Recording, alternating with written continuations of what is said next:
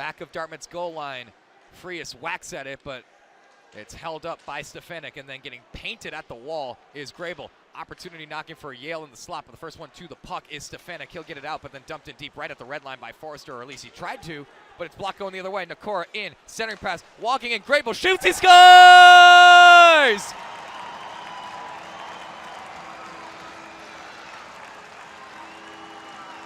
First career goal for Colin Grable. 4-0 Dartmouth. Oh boy, breakaway coming. Here's Brent Kiefer trying to get held up by CJ Foley. There's an opportunity, knocking save by Rowan Clark. Kiefer sent it to Forselius, and on his backside, Rowan Clark looking up at the sky, and he's seeing stars. And he makes a star-worthy save, and I'm sure that the Big Green would really love an insurance goal. Not to take their foot off the accelerator, but to feel a little bit better. They got it! They got it! Right off the draw, Sidney Poutra!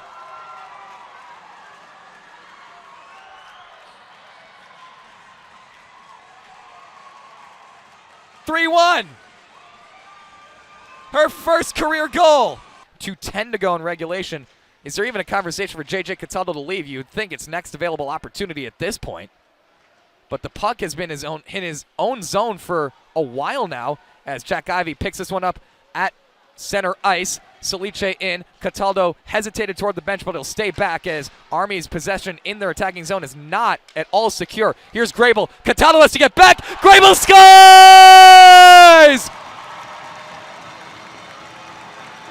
From beyond the red line, the Big Green are up 2. But here's an opportunity brewing now for Cam McDonald for Dartmouth, but Jack Stark watches it go wide. Stavrov, he scores!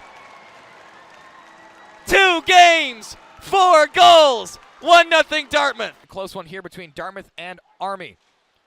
Sent back into Army's zone, but it's picked up. Easton Zuger had his clearing attempt blocked by Cummings, but it still gets out.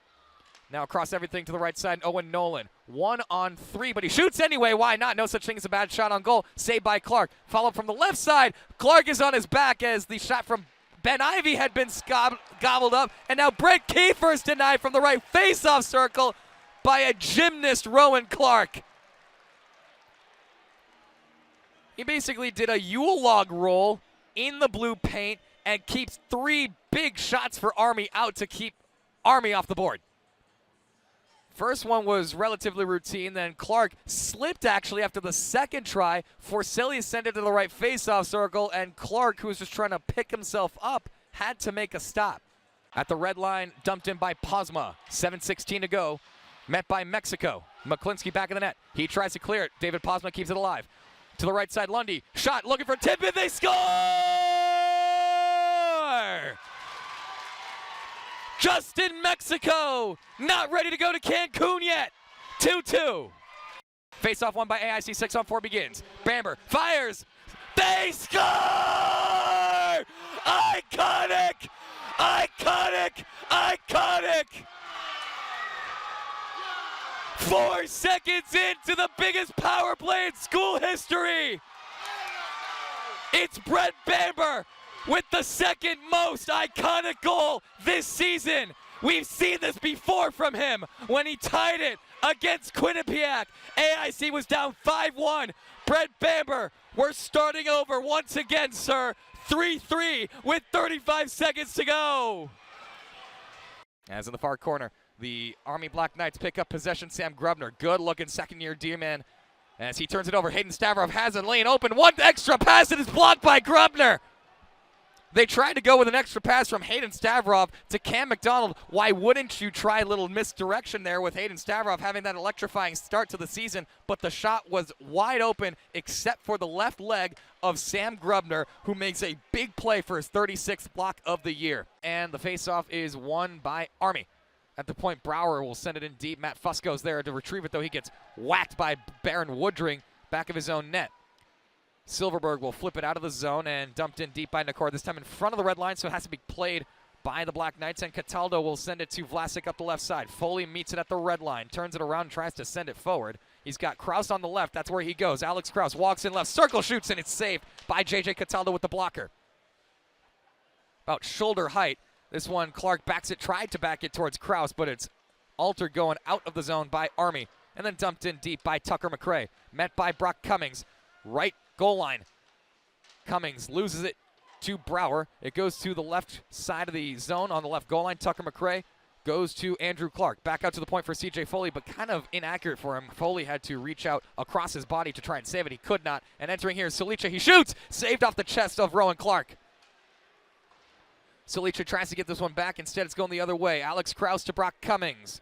Left side to right side. Cummings will dump it in deep. Chased down by Pierce Patterson as Krause issues a big hit on the 5'9" Pierce Patterson. Stefanik towards the slot. Solani had that one altered. Here's Grable, shoots, loose in the slot, loose in the blue paint. Pierce Patterson sticks out the right leg to get it out of there and cleared. Another good-looking chance for Dartmouth, but none of them you'd really say were grade A's. Now here's Brock Jones, whose shot is blocked by Colin Grable. It hits off the Hanover end sign on the end boards. Colin Grable staples Baron Woodring to the wall. This one's approaching Rowan Clark. He tried to cover it up but could not. It instead trickles back of him. And Eric Sharpens here will send it up the left side and out. Solani gets met by Willie at the red line and stumped in by Army. Willie's going to go chase it down as the rest of the Black Knights were going out for personnel swaps. Solani will tip it in. Now it's Nolan who plays it back of his own cage for Army. 15:47 to go here in the second period of a scoreless game. Easton Zuger off to Nick Hong. Hong will chip it in, chase down. First one, too, it's going to be Billy Batten, but he's met by Matt Fusco almost instantly. And it's freed to Dartmouth's Joshua Shank. Dartmouth having a little bit of trouble getting out of their own zone. It's Nick Hong and Billy Batten who are able to at least make Dartmouth work for it, but they get it out of there and then sent all the way down on J.J. Cataldo on what was a dump-in potentially, just trying to get it out of there. And now Army will dump it back in Dartmouth's zone. And then Dartmouth will try and get it out of there. They do. It's bobbled off of Hayden Stavrov's stick, and McDonald finishes the job. This one's sent in on Rowan Clark. He will hand it off to CJ Foley. Foley sprints this one up the ice. Hayden Stavrov's got it with McDonald right next to him. He leaves it for Cleves, but Cleves left the puck behind, and now it's Adam Marshall going up the other way. Right side over the red line, over the blue line. He is in, right face-off circle. Adam Marshall backhands it forward, but blocked by Cleves. And it's picked up eventually by Hank Cleves, trying to two-touch it to Cam McDonald. Unable to do so. Vlasic was there to alter it. Stavrov dumps it in. Chase on the way by Cam McDonald. Met by Chapman at the end wall of Army zone. Now a three-man scrum. The puck is eventually freed, but bodies are going to have to get up off the ice as it's picked up by Army and sent down the ice. Races on, and Nils Forselius sprints down to get to it. Weighs off the icing, but play rolls on. Possession unclear as Kiefer works it along the wall with Foley. On the near half wall, it's sent out to Patterson at the point. Pierce Patterson looking, shot altered by Morin, and then handed down by Cooper Cleves and out of the zone. Sam Grubner will recover and trying to get Army set for the next rush. They'll use Pierce Patterson as a man to send it in deep. Rowan Clark played the puck, nearly turned it over to Brett Kiefer, but it's able to be saved by Charpentier and Nakora. Out of the zone, it goes back to center ice. Sam Grubner feeds Brent Kiefer. North slot shoots, saved by Clark. Left wall, back to Patterson. North of the right faceoff circle. Dangle shoots wide left. And then a big rebound. Just the physics did not help Army there. It goes back out past the red line. Now next entry is whistled off sides with 13:24 to go here in the second period of a scoreless hockey game.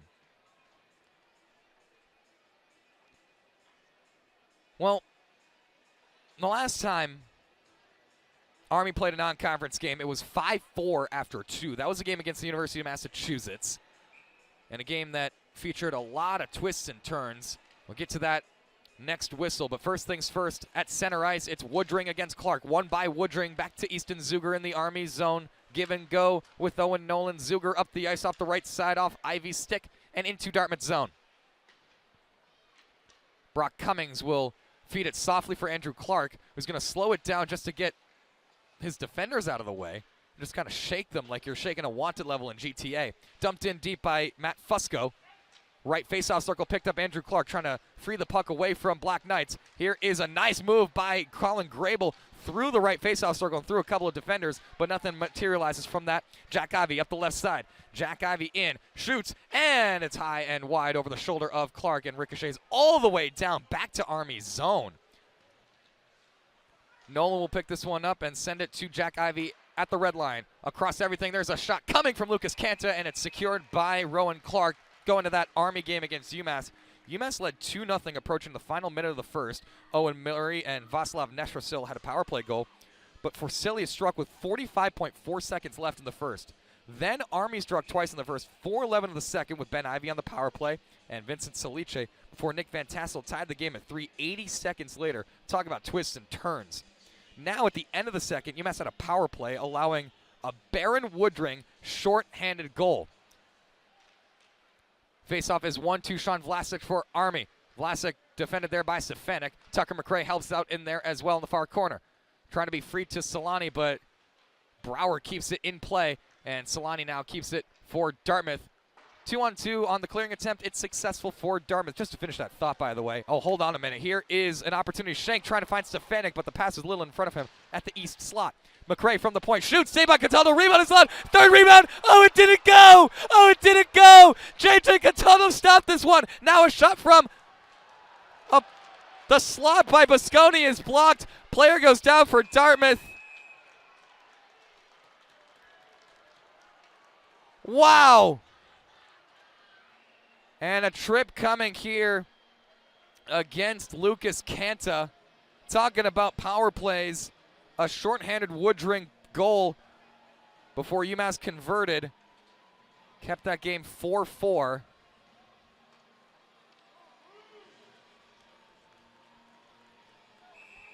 Before Brent Kiefer, with 3.5 seconds left in the second, gave Army a 5-4 lead that would stick.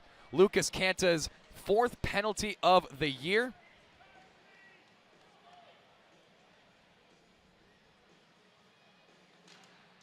And Dartmouth gets their second opportunity on the power play. 3 shots on the first one as Army wins the draw and sends it all the way down the ice.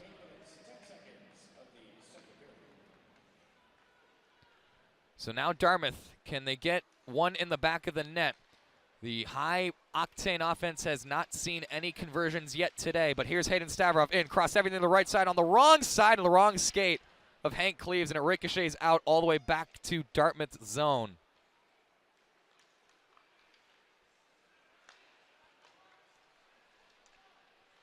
Nakora gets walloped on the way in by Nick Hong, as getting stapled to the end wall is Hank Cleaves, and he's getting interlocked away from the puck with Owen Nolan, and the two of them are exchanging season's greetings here on December 12th. Meanwhile, the puck goes out of play off of Dartmouth's bench with 11:01 to go, 1:12 to go on the power play.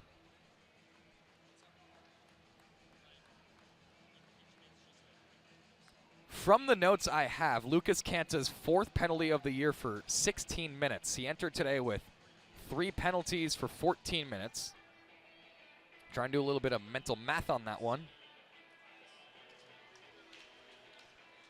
But as it is, it's a 2-minute minor with 1:08 left on it. Army's going to frisbee this one all the way down that Rowan Clark. It plays right off him. That was a high-velocity clear there by Army's PK. Now the next entry for Dartmouth. Brock Cummings will backhand it to Matt Fusco on the left side. He'll send it back out to the point. Cooper Cleaves trying to secure the puck. He'll play it away from Baron Woodring off the near half wall. Matt Fusco, just north of the left faceoff circle, leaves it for Cooper Cleaves. Goes back to Fusco along the goal line now. Fusco trying to survey the scene. Cummings there as the bumper. Give and go playing catch with Cooper Cleaves. Fusco tried to go across to Clark, but nothing doing there. Fusco now goes back to Cooper Cleaves, who shoots, and it's blocked nicely by Vlasic. Opportunity in the slot. Stefanik backhands it. Here's a 1 extra pass from Clark. Now one-timer from Stefanik. Score! Bar down! Bear down! Here come the Teddies!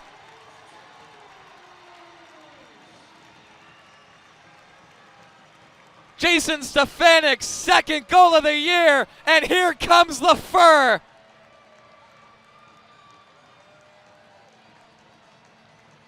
And the Teddy Bears occupying, putting some holiday color onto the white sheet of ice, putting some extra layers on the paint that has been here since late October, and giving Dartmouth the holiday spirit. The Teddy Bear toss, triggered by Jason Stefanik with 10:11 to go here in the second period, as Dartmouth converts on the power play.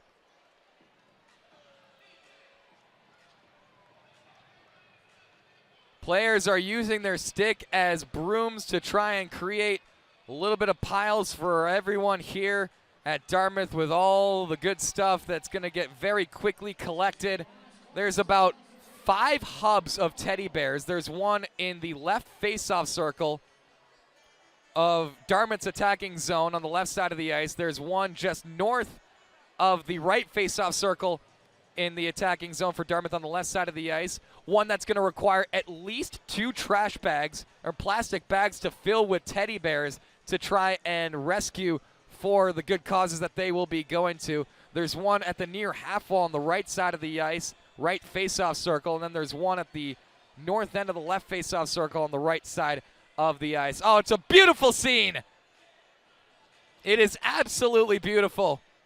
Emmett Crotto getting involved on the cleanup as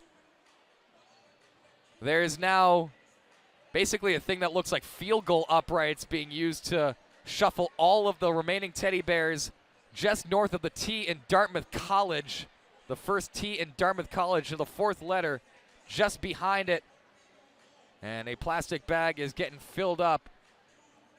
And a beautiful scene as teddies get tossed after Jason Stefanik opens the scoring for the Dartmouth College Big Green against the Army West Point Black Knights, as Dartmouth will now go 1 for 2 on the power play, and big cheers, especially elated after that, and the tosses that pursued.